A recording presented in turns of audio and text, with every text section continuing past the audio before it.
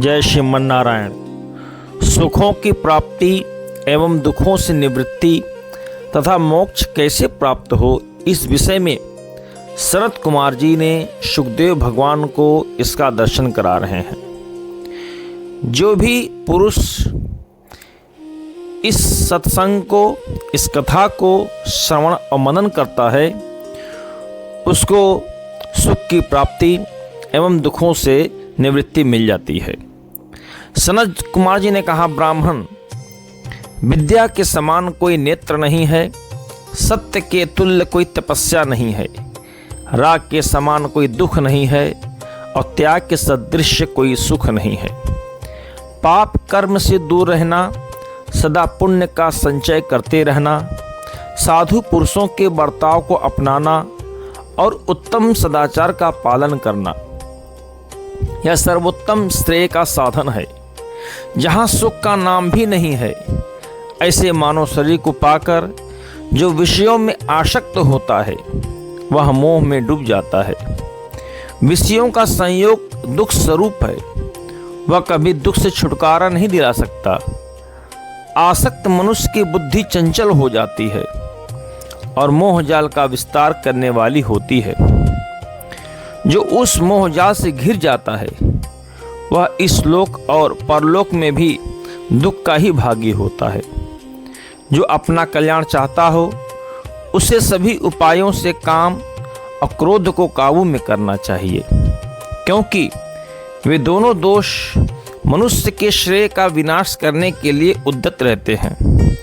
मनुष्य को चाहिए कि तप को क्रोध से, संपत्ति को डाह से, विद्या को मान अपमान से और अपने को प्रमाद से बचावे।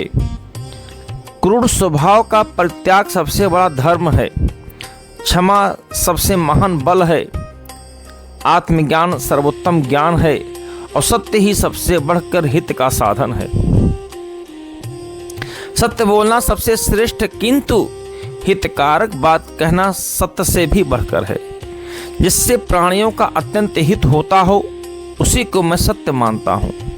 जो नए नए कर्म आरंभ करने का संकल्प छोड़ चुका है, जिसके मन में कोई कामना नहीं है, जो किसी वस्तु का संग्रह नहीं करता तथा जिसने सब कुछ त्याग दिया है, वही विद्वान है और वही पंडित है।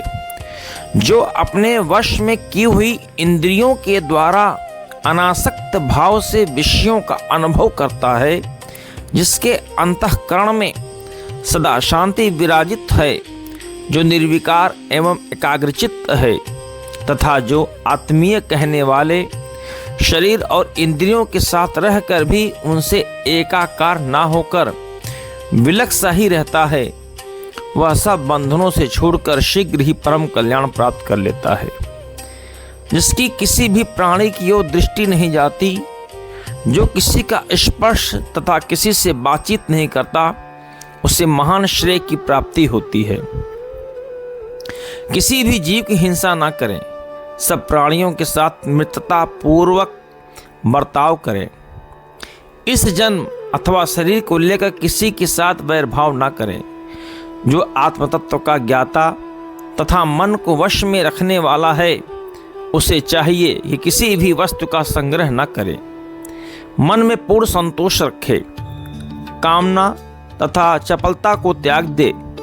इससे परम कल्याण की सिद्धि होती है।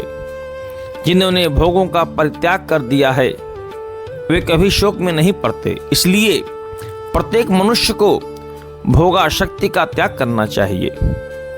जो किसी से भी पराजित ना होने वाले परमात्मा को जीतना चाहता हो, उसे तपस्वी, जितेंद्रिय, मननशील, संयत चित्त तथा संपूर्ण विषयों में अनासक्त होना चाहिए। जो ब्राह्मण त्रिगुणात्मक विषयों में आसक्त ना होकर सदा एकांतवास रहता है, वह बहुत शीघ्र सर्वोत्तम सुख अर्थात मोक्ष प्राप्त कर लेता है। जो मैथुन में सुख समझने वाले प्राणियों के बीच में रहकर भी स्त्रियों से रहित अकेले रहने में ही आनंद मानता है, उसे ज्ञानानंद से तृप्त समझना चाहिए। जो ज्ञानानंद से पूर्णतः तृप्त है, वह शोक में नहीं पड़ता। जीव सदा कर्मों के अधीन रहता है। वह शुभ कर्मों से देवता होता है। शुभ और अशुभ दोनों के आचरण से मनुष्य योनि में जन्म पाता है तथा केवल अशुभ कर्मों से पशु पक्षी आदि नीच योनियों में जन्म ग्रहण करता है। उन योनियों में जीव को सदा जरा मृत्यु तथा नाना प्रकार के दुखों का शिकार होना पड़ता है। इस प्रकार संसार में जन्म लेने वाला प्रत्येक प्राणी संताप की आग में पकाया जाता है। यहाँ विभिन्न वस्तुओं के संग्रह परिग्रह की कोई आवश्यकता नहीं है, क्योंकि संग्रह से महान दोष प्रकट होता है। रेशम का कीड़ा अपने संग्रह के कारण ही बंधन में पड़ता है। स्त्री पुत्र आदि कुटुंब में आसक्त रहने वाले जीव उसी प्रकार नष्ट और कष्ट पाते हैं जैसे जंगल के बूढ़े हाथी तालाब के दलदल में फंसकर दुख भोगते हैं। जैसे महान जाल में फंसकर पानी के भीतर आए हुए मत्स्य तड़पते हैं, उसी प्रकार स्नेह जाल में फंसकर अत्यंत कष्ट उठाते हुए इन प्राणियों की ओर दृष्टिपात करो।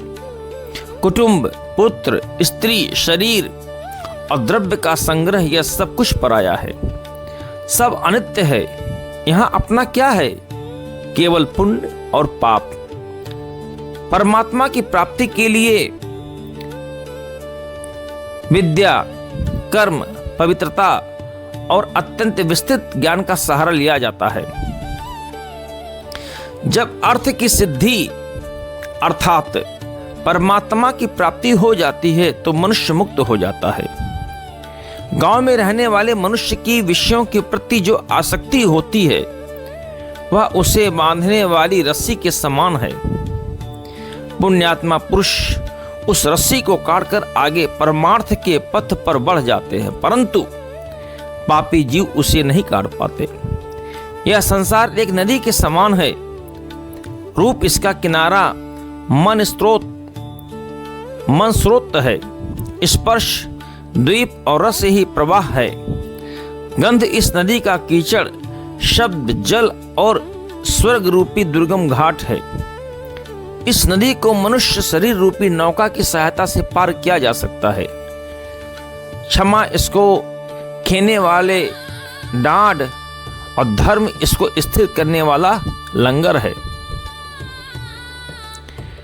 विषयों शक्ति के त्याग रूपी शीघ्रगामी वायु द्वारा ही इस नदी को पार किया जा सकता है। इसलिए तुम कर्मों से निवृत्त सब प्रकार के बंधनों से मुक्त सर्वज्ञ सर्वविजयी सिद्ध तथा भाव अभाव से रहित हो जाओ। बहुत से ज्ञानी पुरुष संयम और तपस्या के बल से नवीन बंधनों का उच्छेद करके नित्य सुख देने वाली अवाध सिद्धि अर्थात मुक्ति को प्राप्त हो चुके हैं। सनत कुमार जी कहते हैं, सुखदेव, शास्त्र शोक को दूर करने वाला है। वह शांति कारक तथा कल्याणमय है। अपने शोक का नाश करने के लिए शास्त्र का श्रवण करने से उत्तम बुद्धि प्राप्त होती है। उनके मिलने पर मनुष्य सुखी एवं अभ्युदयशील होता है। शोक के हजारों और भय के सैकड़ों स्थान हैं। वे प्रतिदिन मूढ़ मनुष्य पर ही अपना प्रभाव डालते हैं। विद्वान पुरुष पर उनका जोर नहीं चलता। अल्प बुद्धि वाले मनुष्य ही अप्रिय वस्तुओं के संयोग अप्रिय वस्तुओं के वियोग से ही मन दुखी होते हैं।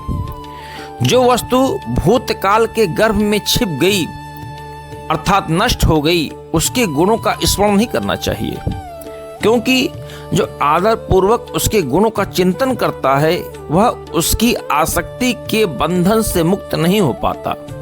जहाँ चित्त की आसक्ति बढ़ने लगे वहीं दोष दृष्टि करनी चाहिए और उसे अनिष्ट को बढ़ाने वाला समझना चाहिए। ऐसा करने पर उससे शीघ्र ही वैराग हो जाता है। जो बीती बात के लिए शोक करता है उसे धर्म अर्थ और यश की प्राप्ति नहीं होती। वह उसके अभाव का दुख मात्र उठाता है, उससे अभाव दूर नहीं होता। सभी प्राणियों को उत्तम पदार्थों से संयोग अवियोग प्राप्त होते रहते हैं। किसी एक पर ही यह शोक का अवसर नहीं आता। जो मनुष्य भूतकाल में मरे हुए किसी व्यक्ति अथवा नष्ट हुई किसी वस्तु के लिए निरंतर शोक करता है वह एक दुख से दूसरे दुख को प्राप्त होता है। इस प्रकार उसे दो अनर्थ भोगने पड़ते हैं। यदि कोई शारीरिक और मानसिक दुख उपस्थित हो जाए तथा उसे दूर करने में कोई उपाय काम ना दे तो उसके लिए चिंता नहीं करनी चाहिए। दुख दूर करने की सबसे अच्छी दवा यही है कि उसका बार बार चिंतन ना किया जाए। चिंतन करने से वह घटता नहीं बल्कि और बढ़ता ही जाता है। इसलिए मानसिक दुखों को बुद्धि के विचार से और शारीरिक कष्ट को औषध सेवन द्वारा नष्ट करना चाहिए। शास्त्र ज्ञान के प्रभाव से ही ऐसा होना संभव है। दुख पड़ने पर बालकों की तरह रोना उचित नहीं है। रूप, यौवन, जीवन, धन, संग्रह, आरोग्य तथा प्रियजनों का सहवास ये सब अनित्य हैं। विद्वान पुरुष को इनमें आसक्त नहीं होना चाहिए। आए हुए संकट के लिए शोक करना उचित नहीं है। यदि उस संकट को टालने का कोई उपाय दिखाई दे तो शोक छोड़कर उसे ही करना चाहिए। इसमें संदेह नहीं कि जीवन में सुख की अपेक्षा दुख ही अधिक होता है। तथापि जरा और मृत्यु के दुख महान है, अतः उनसे अपने प्रिय आत्मा का उद्धार करें। शारीरिक और मानसिक रोग सुदृढ़ धनुष धारण करने वाले वीर पुरुष के छोड़े हुए तीखी धार वाले बाणों की तरह शरीर को पीड़ित करते हैं। तृष्णा से व्यथित, दुखी एवं विवश होकर जीने की इच्छा रखने वाले मनुष्य का नाशवान शरीर क्षण क्षण में विनाश को प्राप्त हो रहा है। जैसे नदियों का प्रवाह आगे की ओर ही बढ़ता जाता है, पीछे की ओर नहीं लौटता, उसी प्रकार रात और दिन भी मनुष्यों की आयु का अपहरण करते हुए एक एक करके बीतते चले जा रहे हैं। यदि जीव के किए हुए कर्मों का फल पराधीन ना होता तो वह जो चाहता उसकी वही कामना पूरी हो जाती। बड़े बड़े संयमी, चतुर और बुद्धिमान मनुष्य भी अपने कर्मों के फल से वंचित होते देखे जाते हैं तथा गुणहीन, मूर्ख और नीच पुरुष भी किसी के आशीर्वाद बिना ही समस्त कामनाओं से संपन्न दिखाई देते हैं। कोई कोई मनुष्य तो सदा प्राणियों की हिंसा में लगा रहता है और संसार को धोखा दिया करता है, किंतु कहीं कहीं ऐसा पुरुष भी सुखी देखा जाता है। कितने ही ऐसे हैं जो कोई काम ना करके चुपचाप बैठे रहते हैं, फिर भी उनके पास लक्ष्मी अपने आप पहुंच जाती है। और कुछ लोग बहुत से कार्य करते हैं फिर भी मनचाही वस्तु नहीं पाते हैं। इसमें पुरुष का प्रारब्ध ही प्रधान है। देखो, वीर्य अन्यत्र पैदा होता है और अन्यत्र जाकर संतान उत्पन्न करता है। कभी तो वह योनि में पहुंचकर गर्भ धारण कराने में समर्थ होता है और कभी नहीं होता। कितने ही लोग पुत्र पौत्र की इच्छा रखकर उसकी सिद्धि के लिए यत्न करते रहते हैं तो भी उनकी संतान नहीं होती। और कितने ही मनुष्य संतान को क्रोध से भरा हुआ सांप समझकर सदा उससे डरते रहते हैं तो भी उनके यहाँ दीर्घजीवी पुत्र उत्पन्न हो जाता है, मानो वह स्वयं किसी प्रकार परलोक से आकर प्रकट हो गया हो। कितने ही गर्भ ऐसे हैं जो पुत्र की अभिलाषा रखने वाले दीन स्त्री पुरुषों द्वारा देवताओं की पूजा और तपस्या करके प्राप्त किए जाते हैं और 10 महीने तक माता के उदर में धारण किए जाने के बाद जन्म लेने पर कुलांगार निकल जाते हैं। उन्हीं मांगलिक कृत्यों से प्राप्त हुए बहुत से ऐसे पुत्र हैं जो जन्म लेने के साथ ही पिता के संचित किए हुए अपार धन धान्य और विपुल भोगों के अधिकारी होते हैं। इन सब में प्रारब्ध ही प्रधान है।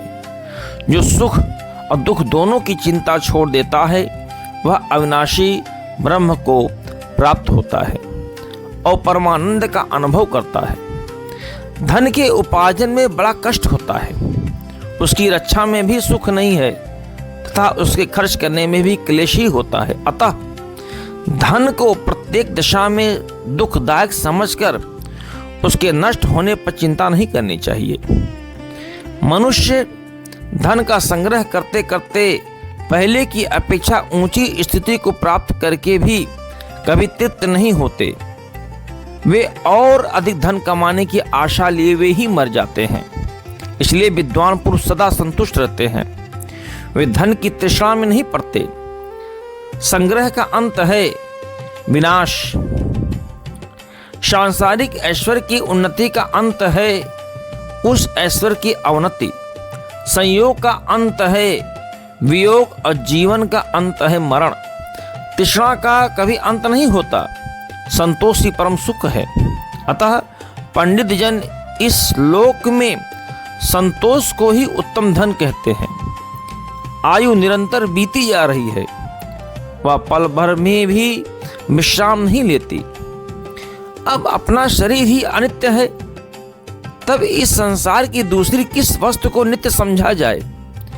जो मनुष्य सब प्राणियों के भीतर मन से परे परमात्मा की स्थिति जानकर उन्हीं का चिंतन करते हैं, वे संसार यात्रा समाप्त होने पर परम पद का साक्षात्कार करते हुए शोक के पार हो जाते हैं। जैसे वन में नई नई घास की खोज में विचरते हुए अतृप्त पशु को सहसा व्याघ्र आकर दबोच लेता है, उसी प्रकार भोगों की खोज में लगे हुए अतृप्त मनुष्य को मृत्यु उठा ले जाती है। इसलिए इस दुख से छुटकारा पाने का उपाय अवश्य सोचना चाहिए। जो शोक छोड़कर साधन आरंभ करता है अब किसी व्यसन में आसक्त नहीं होता, उसकी मुक्ति हो जाती है। धनी हो या निर्धन, सबको उपभोग काल में ही शब्द, स्पर्श, रूप, रस और उत्तम गंध आदि विषयों में किंचित सुख का अनुभव होता है। उपभोग के पश्चात उनमें कुछ नहीं रहता। प्राणियों के एक दूसरे से संयोग होने के पहले कोई दुख नहीं होता। जब संयोग के बाद प्रिय का वियोग होता है तभी सबको दुख हुआ करता है। अतः विवेक की पुरुष को अपने स्वरूप में स्थित होकर कभी भी शोक नहीं करना चाहिए। धैर्य के द्वारा शिश्न और उदर की, नेत्र द्वारा हाथ और पैर की, मन के द्वारा आंख और कान की तथा सद्विद्या के द्वारा मन और वाणी की रक्षा करनी चाहिए। पूजनीय तथा अन्य मनुष्यों में आसक्ति हटाकर शांत भाव से विचरण करता है, वही सुखी और वही विद्वान है। जो अध्यात्म विद्या में अनुरक्त, निष्काम तथा भोगासक्ति से दूर है, वह सदा अकेला ही विचरता रहता है, वही सुखी होता है। जब मनुष्य सुख को दुख और दुख को सुख समझने लगता है, उस अवस्था में बुद्धि, सुनीति और पुरुषार्थ से भी उसकी रक्षा नहीं कर पाते। अतः मनुष्य को ज्ञान प्राप्ति के लिए स्वभावतः यत्न करना चाहिए, क्योंकि यत्न करने वाला पुरुष कभी दुख में नहीं पड़ता है। इस प्रकार से यह सुखदेव जी को सनत कुमार जी उपदेश कराए हैं। तो आशा है आप लोग भी इस कथा को सुनकर के सुखों की प्राप्ति और दुखों से निवृत्ति का जो मार्ग है वह आपको जरूर फलदायी होगा। जय श्रीमन नारायण।